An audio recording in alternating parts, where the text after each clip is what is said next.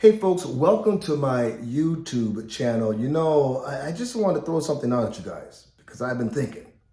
Between critical race theory and diversity training, people have lost their minds. Black folks, white folks, mostly liberals. They become very, very confused, and it's starting to spill over into everything. We are race obsessed in this country. And it's now to the point where we can't tell black from white, white from black, Asian, whatever. And everything that goes wrong, everybody's looking for the racial angle. Now, last week, we had parents in Scottsdale, Arizona, who were trying to hold a fundraiser, and they hired a DJ to come to do the music and to entertain the crowd, to basically be an MC, and something went very, very wrong.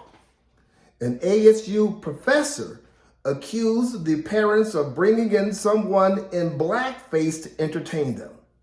Blackface. Now, this is blackface.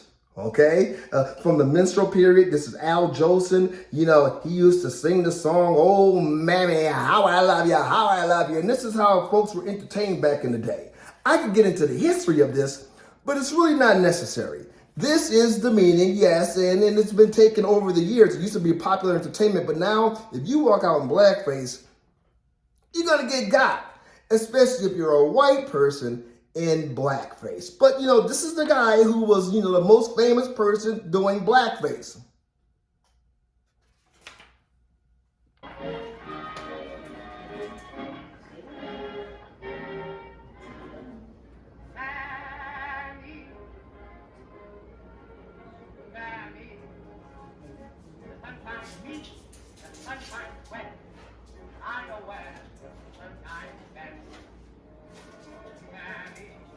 Okay, you get the gist.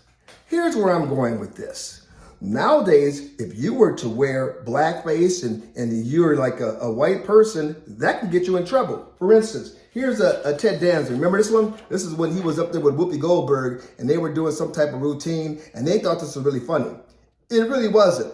But he's not the only one to do blackface. We got Jimmy Kimmel, who was acting like Karl Malone. We've got the radio talk show host Howard Stern was out there doing blackface, and it's all coming back to bite them in the ass. So when somebody says you're wearing blackface, that is an insult. Here's the problem. The DJ that the parents brought to do the fundraiser wasn't wearing blackface. Actually, he's a black man.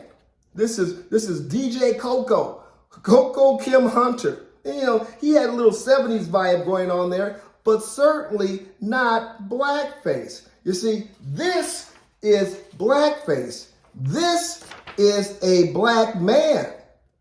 And the ASU professor should have known better. It gets better.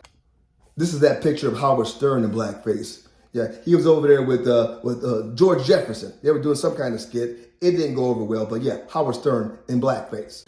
DJ Coco Kim Hunter, black man, not in blackface.